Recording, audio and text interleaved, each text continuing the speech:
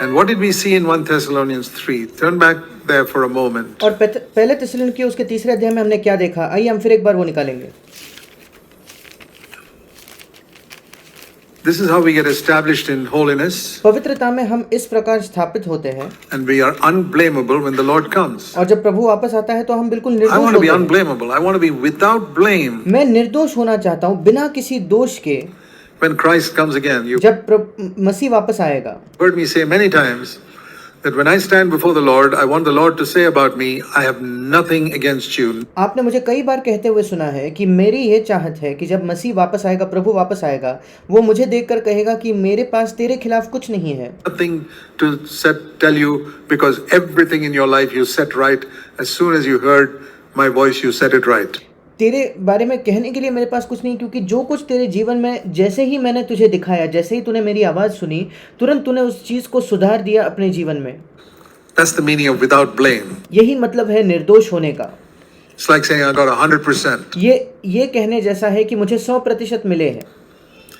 Is it possible to get 100% in mathematics? क्या गणित में 100% मिलना संभव है? Yes. हाँ। There are people who get 100% in even these public examinations. ऐसे लोग हैं जो सार्वजनिक जो परीक्षाएं होती हैं उनमें भी 100% लाते हैं। Is it possible to get 100% when you stand before the Lord? क्या यह संभव है कि जब आप प्रभु के सामने खड़े हो तब आपको 100% मिले? Yes. हाँ। In 1 Corinthians 11, I think it's verse 30, which says, if we judge ourselves, we will not be judged. पहला कुरिन्थियों 11 मुझे लगता है 30 वचन में लिखा है कि परमेश्वर कहता है अगर हम अपना न्याय करें तो हमारा न्याय उस दिन नहीं होगा। That means if I judge myself every day, I'll get 100% at the judgment seat of Christ. इसका मतलब अगर मैं प्रतिदिन अपना न्याय करूं तो मसीह के न्यायासन के सामने मुझे 100% मिलेंगे। Don't you want that? क्या आप ये नहीं चाहते? That's the only way to get 100% at the judgment seat of Christ. ये इकलौता तरीका है कि मसीह के न्यायासन के सामने हम 100% लाए। You judge yourself every day. आप प्रतिदिन अपना न्याय करो। When the Lord reproves you and disciplines you, say, Lord, why was that? और प्रभु जब आपको सुधारता है, आपको अनुशासित करते हैं, तो आप उससे पूछते हो कि प्रभु ये क्यों? Why did you do that to me? आपने मेरे साथ ये क्यों किया प्रभु? And the Lord will show you why He disciplined you. और प्रभु आपको दिखाएगा कि उसने आपको क्यों अनुशासित किया। The Lord will show you when you read Scripture and a word comes to you is like a reproof. और जब आप प्रभु आपको दिखाएगा जब आप बाइबल पढ़ोगे और कोई वचन आपको सीधा एक डांट के समान, एक सुधार के समान मिलेगा। See, don't just take the words of encouragement in Scripture. Bible में केवल प्रोत्साहन के वचन ही अपने आप के लिए न ले। Sometimes there's a word of reproof there. Don't say, oh, that's for somebody else. कभी-कभी वहाँ कोई अगर डांट या सुधार का वचन है तो ये मत कहिए कि ये किसी और के लिए है। It's also for me. ये भी मेरे लिए Take ही है। it. उसे ले लीजिए। Say, Lord, what are you trying to tell me? और कहिए कि प्रभु तू मुझसे क्या कहना चाह रहा है। That's the way you'll grow. यही तरीका है जिससे आप उन्नति करोगे, आप बढ़ोगे। So then you'll be without blame in the final day. और फिर अंतिम दिन में आप निर्दोष रहोगे। You'll get 100%. That's the meaning of without blame in holiness, verse 13. आपको 100% मिलेगा, आप निर्दोष रहोगे। वही मतलब है जो 13 वचन में लिखा है कि पवित्रता में निर्दोष ठहरना। Before God at the coming of the Lord. परमेश्वर के सामने जब प्रभु वापस आएगा। 100%. 100%। My dear brothers and sisters, aim for that. मेरे प्रिय भाई और बहनों, इसी के लिए इसी का लक्ष्य रखें। Aim for 100% at the judgment seat of Christ. मसीह के न्यायासन के सामने आपको 100% मिलेंगे, यही आपका लक्ष्य होना That is चाहिए। my aim. ये मेरा लक्ष्य है। I want to get to 100% at the judgment seat of Christ. मसीह के न्यायासन के सामने मैं 100% मुझे मिले, यही मेरा लक्ष्य है। I don't care meanwhile what people think, whether people think I'm getting 30% or 40%. उस दौरान मुझे कोई फर्क नहीं पड़ता कि लोग मेरे विषय में क्या सोचते हैं। लोग शायद सोचेंगे मुझे 30% मिले या 40% मिले।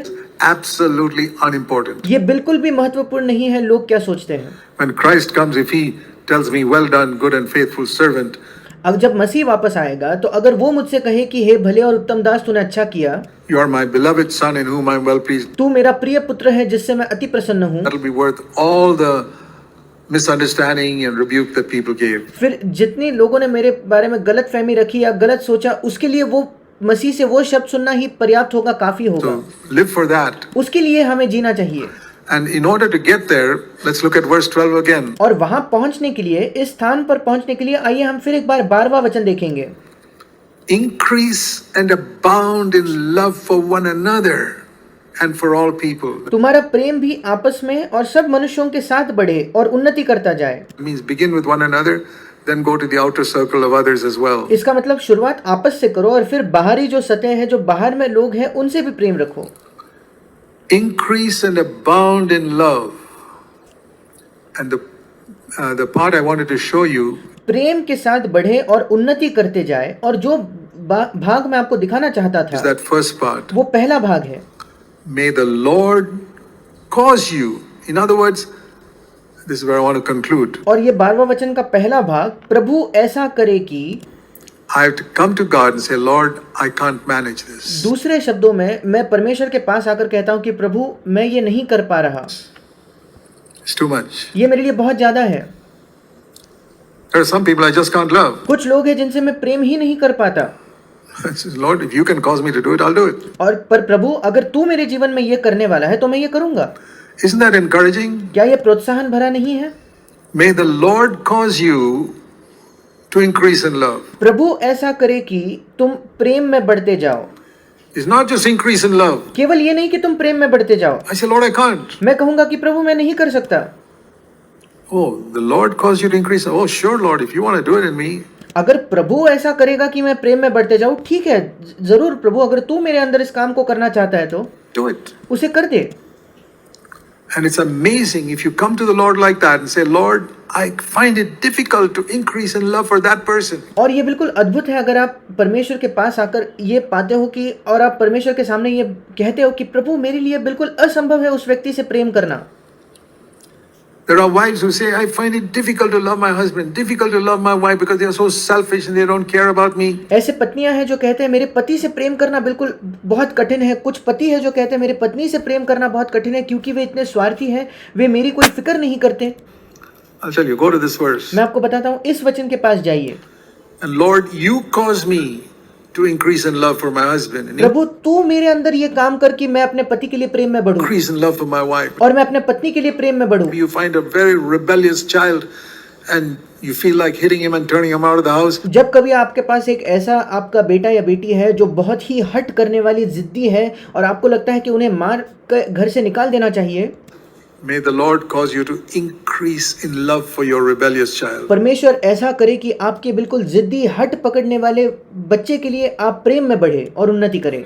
For your wayward son or daughter. आपके भटके हुए बेटे या बेटी के लिए Ask God to cause you. That means do a work in you where परमेश्वर से मांगे कि वो आपके जीवन में ऐसा करे। इसका मतलब आपके जीवन में वो एक ऐसा काम करे He makes you love supernaturally. जिससे करके एक दिव्य तौर पर वो आपके अंदर काम करता है कि आप प्रेम कर पाते हो, What you cannot do yourself. जो आप अपने आप से खुद नहीं कर पाते। To me, that's the wonderful thing about the new covenant. मेरे लिए नई वाचा की ये एक बिल्कुल अद्भुत बात है। In the old covenant, it would be abound in love. पुरानी वाचा में केवल यही आज्ञा होती थी कि प्रेम में बढ़ते जाओ, Just go ahead. बस तुम अपने आप से करो। Abound in love for one another and for all people. आपस में प्रेम में बढ़ो और सब लोगों के लिए प्रेम में बढ़ो। But in the new covenant, it is different. पर नई वाचा में ये बिल्कुल अलग है May the Lord cause you to abound in love. कि प्रभु ऐसा करे कि तुम प्रेम में बढ़ते जाओ। This is the fundamental difference between old covenant and new covenant. ये मूलभूत अंतर है पुरानी वाचा और नई वाचा में। Old covenant is a commandment, पुरानी वाचा में केवल एक आज्ञा थी and the new covenant is, I will write my law in your heart, in your mind. In other words, I will make you do it. नई वाचा में ये है कि मैं अपनी व्यवस्था को तुम्हारे मन में डालूंगा और तुम्हारे हृदय पर लिखूंगा। दूसरे शब्दों में मैं उसको तुम्हारे अंदर करूंगा। Turn to Philippians chapter 2. मेरे साथ निकालिए फिलिपियों की पत्री दूसरा अध्याय Verse 13. 13वां वचन, Very, very important verse. बहुत महत्वपूर्ण वचन। फिलिपियो 2:13। You'll never find this verse in the Old Testament. आप इस वचन को पुराने नियम में कभी नहीं पाओगे। God is at work inside you.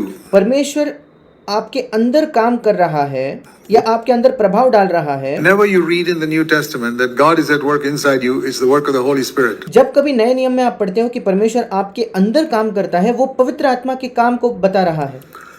Outside, God the Father works all things for our good. हमारे बाहर पिता परमेश्वर सारी बातों को मिलकर हमारे लिए भलाई को That's उत्पन्न his करता work. है। वो परमेश्वर पिता का काम है। Inside us, the Holy Spirit works to do what? हमारे अंदर पवित्र आत्मा काम करता है। क्या काम करता है?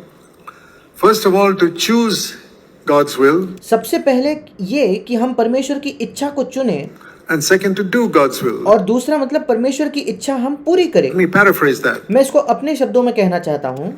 To will and to work his good pleasure means उस अपनी स्वेच्छा निमित्त तुम्हारे मन में इच्छा और काम, इसका मतलब ये है God works in you through the Holy Spirit to choose his will परमेश्वर पवित्र आत्मा के द्वारा आपके अंदर काम करता है कि आप उसकी इच्छा चुन लो and to do his will. और उसकी इच्छा पूरी भी करो, Both. दोनों। First of all, let me ask you, I'm sure many of you sitting here, सबसे पहले मैं आप सबसे एक प्रश्न करना चाहता हूँ। मैं बिल्कुल निश्चित हूँ कि आप में से कई जो यहाँ बैठे हैं, you really have a desire to do the will of God. आपके अंदर सचमुच ये इच्छा है कि आप परमेश्वर की इच्छा पूरी करो। Isn't that right? क्या यह सच नहीं है? I believe so. मेरा ये विश्वास है। I really believe you want to obey the scriptures. मैं सचमुच विश्वास करता हूँ कि आप पवित्र शास्त्र की आज्ञा मानना चाहते हो। I really believe you want to do the will of God. मैं सचमुच विश्वास करता हूँ कि आप परमेश्वर की इच्छा करना चाहते हो। Do you humbly acknowledge? Let me ask you. क्या आप नम्र होकर इस बात को मान लेते हो? मैं आपसे पूछना चाहता हूँ। It's a difficult question. ये कठिन प्रश्न है।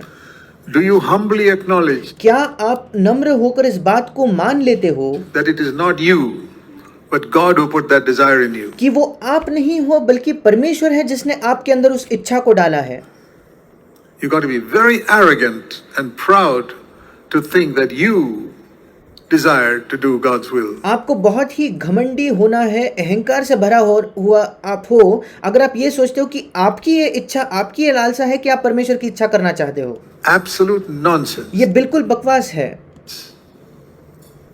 Why is it people in your family don't have a passion to do God's will like you have? ऐसा क्यों कि आपके परिवार के लोगों के अंदर परमेश्वर की इच्छा पूरी करने की वैसी इच्छा नहीं है, वैसी चाहत नहीं है जैसी आपके अंदर है? Why is it some of your relatives have no interest like you have to do the will of God? ऐसा क्यों कि आपके कुछ रिश्तेदारों में बिल्कुल भी इच्छा नहीं है परमेश्वर की इच्छा करने की जैसे आपके अंदर है? Completely. पूर्ण तरीके से परमेश्वर की इच्छा करने की उनके अंदर क्यों चाहत नहीं है? Don't be proud and think that you are so special that you had that desire. घमंडी होकर बिल्कुल भी ये ना सोचे कि आप बिल्कुल विशेष व्यक्ति थे इसलिए आपके अंदर ये चाहत है। No. नहीं, It's God who worked in you to choose his good pleasure. ये परमेश्वर है जिसने आपके अंदर काम किया कि आप उसकी स्वेच्छा को चुन लो, Will his will. कि आप उसकी इच्छा पूरा करना चाहो। ये इच्छा आप रखते हो, ये परमेश्वर का काम है। If you don't humbly acknowledge that, you will not get grace for the next step. अगर आप नम्र होकर इस बात को नहीं मान लेते तो अगले कदम के लिए आप अनुग्रह नहीं प्राप्त करोगे। And maybe that is the reason why you never got grace to do his will. और Because शायद यही कारण है क्यों आपको उसकी इच्छा पूरी करने के लिए, उसकी इच्छा करने के लिए अनुग्रह ही नहीं मिला, you assume that you are the one who desired to do his will. क्योंकि आप ये समझ रखते थे कि आप खुद हो जो उसकी इच्छा पूरी करने की चाहत रखते हो। Now at least today acknowledge that even that desire to do God's will was planted by God. अब कम से कम आज से इस बात को समझ लीजिए कि वो उसकी परमेश्वर की इच्छा पूरी करने की जो चाहत है वो भी परमेश्वर ने आपके अंदर बोई है। Say, Lord, I can't take any credit for it. और कहिए, प्रभु मैं इसके लिए बिल्कुल भी श्रेय नहीं ले सकता। I can't take any credit over my family members मैं अपने परिवारजनों से बेहतर हूँ ऐसा कोई श्रेय नहीं ले सकता, or anybody else. या किसी से भी ऊपर मैं कोई श्रेय नहीं ले सकता That I have a desire to do God's will. कि मेरे अंदर एक चाहत है कि मैं परमेश्वर की इच्छा पूरी करूँ। You put that desire in me. तूने उस इच्छा को मेरे अंदर डाला प्रभु। Acknowledge that उसे मान every day लीजिए। of your life. आपके जीवन के प्रत्येक दिन इस बात को मान लीजिए। And secondly, और दूसरी बात, if God put that desire in you, he says in the same verse, he will give you the power to do it. अगर परमेश्वर ने आपके अंदर उस इच्छा को डाला है तो उसी वचन में लिखा है कि वो आपको सामर्थ भी देगा कि आप उसकी इच्छा पूरी करो। He works in you to will and then to actually do it. वो आपके अंदर काम करता है कि वो आपको इच्छा दे और काम करने की भी सहायता दे। So if he did the first part, how is he going to leave out the second part? फिर अगर उसने पहली बात पूरी की है तो कैसे वो दूसरी बात को न करते हुए छोड़ देगा, अधूरा छोड़ेगा? Impossible. असंभव है। It's like two legs you stand on. ये दो पैर है जिस पर आप खड़े होते हो।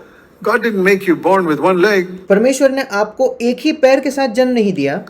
He makes you desire his will. वो सबसे पहले आपके अंदर एक इच्छा देता है कि आप परमेश्वर की इच्छा को चाहो, उसकी लालसा रखो And do his will. और फिर उसकी इच्छा पूरी करो। That is new covenant. ये है नई वाचा। In the old covenant, it was only, I desire to do your will. पुराने वाचा में केवल ये था कि मैं तेरी इच्छा पूरा करना चाहता हूँ। Let me show you that. मैं आपको दिखाना चाहता Psalm हूँ। 40. भजन उसका 40 अध्याय। This is the Psalm of David, the man after God's own heart. ये दाऊद का भजन है। दाऊद जो परमेश्वर के हृदय अनुसार एक व्यक्ति था। भजन 40। You see what he said. देखिए वो क्या कहता है। Psalm 40 and verse 8. भजन संहिता 40 अध्याय 8वां वचन। This is 1000 years before Christ. ये मसीह आने के 1000 वर्षों पहले था। A man could say, एक मनुष्य ये कह पाया, I delight to do your will, O my God, your law is within my heart. हे मेरे परमेश्वर, मैं तेरी इच्छा पूरी करने से प्रसन्न हूँ और तेरी व्यवस्था मेरे अंतःकरण में बसी है।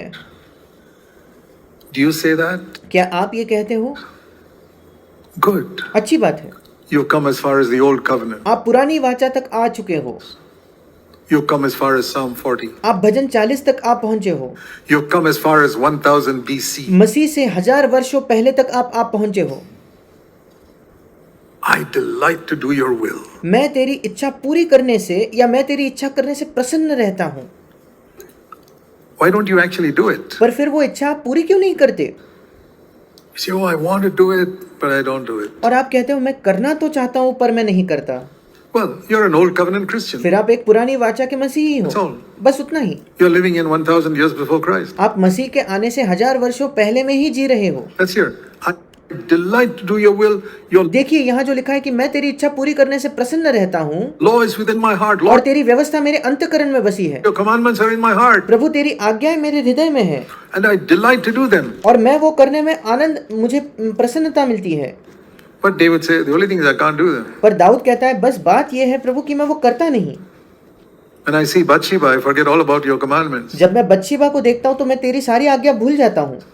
Even though your law is in my heart, I just can't do it. यद्यपि तेरी व्यवस्था मेरे हृदय में है, मैं उसे कर ही नहीं पाता। That is old covenant Christianity. ये है पुरानी वाचा की मसीहत। When I sit in front of my computer, I forget about how pure I'm supposed to keep myself. जब मैं अपने कंप्यूटर के सामने बैठता हूँ तो मैं भूल जाता हूँ कि कितना शुद्ध मुझे अपने आप को रखना चाहिए। Uh-huh. अच्छा, But in the new covenant, पर नई वाचा में same verse, यही वचन, exactly the same verse, बिल्कुल यही वचन is quoted in Hebrews in chapter 10. उसी को इब्रानियों 10 में भी कहा गया है, इसी वचन को। See how it's quoted here. देखेंगे यहाँ कैसे लिखा है। Psalm 40 verse 8 is भजन 40 उसका 8वां वचन quoted here वो यहाँ भी दिया गया है like this. इस प्रकार से। Psalm 40 is quoted in Hebrews 10 verse 7 भजन 40 8वां वचन उसको इब्रानियों 10 उसके 7वें वचन में बताया गया है। as behold I have come. This is referring to Jesus. और यहाँ यीशु के बारे में लिखा है कि देख मैं आ गया हूँ। Behold I have come. In the roll of the book it is written me to do your will, O God. देख मैं आ गया हूँ पवित्र शास्त्र में मेरे विषय में लिखा हुआ है ताकि हे परमेश्वर तेरी इच्छा पूरी करूँ। Not to delight ये नहीं कि तेरी इच्छा करने में मैं केवल प्रसन्न रहूँ, in your will, to do your will. पर तेरी इच्छा मैं पूरी भी करूँ। And again it's repeated in verse 9. Behold I have come to do your will. और फिर एक बार 9वें वचन में दोहराया गया है मैं आया हूँ ताकि तेरी इच्छा पूरी करूँ। That Psalm 40 and Hebrews 10, you see the difference between Old Covenant and New Covenant. और भजन 40 और इब्रानियों 10 में आप पुरानी वाचा और नई वाचा के अंतर को देखते हो और हिंदी में ये इतना स्पष्ट नहीं होता। भजन 40 में लिखा है कि मैं तेरी इच्छा से प्रसन्न हूँ, इब्रानियों 10 में लिखा है कि मैं तेरी इच्छा पूरी करने आया हूँ। Old Covenant was, I delight to do your will, your law is within my heart. पुरानी वाचा ये थी कि मैं तेरी इच्छा से प्रसन्न रहता हूँ, तेरी व्यवस्था मेरे हृदय में है। But Lord, when I actually come to time of temptation, I don't do it. पर प्रभु जब प्रलोभन का समय आता है तो मैं उसे नहीं करता। Get out of that Old Covenant and say, Lord, work in me. May the Lord cause you पुरानी वाचा से बाहर निकलिए और कहिए प्रभु तू मेरे अंदर काम कर, प्रभु ऐसा करे कि to abound in love. कि आप प्रेम में बढ़ते जाए और उन्नति करते जाए। Trust the Lord to do it. प्रभु में भरोसा करे कि वो आपके हृदय में ये करेगा। The Lord who gave you that desire, if you're humble enough to acknowledge that even the desire came from God, वो परमेश्वर जिसने आपके अंदर इस इच्छा को दी, इस चाहत को दी, और अगर आप नम्र हो इस बात को मान लेने के लिए कि आपके हृदय में उस चाहत को भी परमेश्वर ने ही दिया है, then God will give you grace to actually do it. फिर परमेश्वर आपको अनुग्रह देगा कि आप वास्तविकता में उसे पूरा करो। Lord, I've come to do your will. प्रभु मैं तेरी इच्छा पूरी करने आया हूँ। Behold, I've come to do your will. It's repeated twice. प्रभु मैं तेरी इच्छा पूरी करने आया हूँ, ये 2 बार दोहराया गया है। And we are to walk as Jesus walked. और हमें वैसे चलना है जैसे यीशु चलता था। Because it says there, verse 5, when he comes into the world, that is the beginning of the new covenant. क्योंकि ये 5वें वचन में लिखा है, इसी कारण जब वो जगत में आते समय ये नई वाचा की शुरुआत थी, He opened a new and living way, उसने एक नया और जीवता मार्ग खोल दिया, where he not only delighted to do the will of God, like जहाँ ना केवल यीशु मसीह को परमेश्वर की इच्छा करने में केवल वो प्रसन्न था, ऐसा ही नहीं David, जैसे दाऊद करता था, but actually did it. पर उसने आगे जाकर परमेश्वर की इच्छा पूरी भी की। When you delight to do the will of God, you're following David. जब आप परमेश्वर की इच्छा पूरे करने में केवल आनंद रखते हो या ऐसी चाहत रखते हो, तो आप दाऊद के अनुयायी हो, दाऊद के पीछे चल रहे हो। When you actually do it, you're following Jesus. जब आप परमेश्वर की इच्छा को वास्तविकता में पूरा करते हो, तब आप यीशु के अनुयायी हो, यीशु के पीछे चल रहे हो। And I think most Christians in the world are really following David without even knowing it. And they और मुझे लगता है कि अधिकतर मसीही इस संसार में वो दाऊद के ही पीछे चल रहे हैं और वो इस बात को जानते भी नहीं, think they're very spiritual और उन्हें लगता है कि वे बहुत आत्मिक है, when they follow David. पर वो दाऊद के पीछे चल रहे हैं। They are ignorant. वे अनजान हैं। I don't despise them. मैं उनको तुच्छ नहीं जानता। They haven't heard about the new covenant. उन्होंने नई वाचा के बारे में सुना ही नहीं है, But we have heard. पर हमने सुना है। So I say, Hebrews 3:12 says, may the Lord cause you to abound in love. और इसीलिए मैं कहता हूँ, जैसे पहला थिस्सलुनीकियों 3:12 में लिखा है कि परमेश्वर ऐसा करे कि तुम प्रेम में बढ़ते जाओ, Towards him and towards one another. परमेश्वर के प्रति और आपस में, And increase and abound, और प्रेम में बढ़ते जाओ और उन्नति करते जाओ, so that when he comes again, you'll get 100%. ताकि जब वो वापस आए आप 100% पाओ।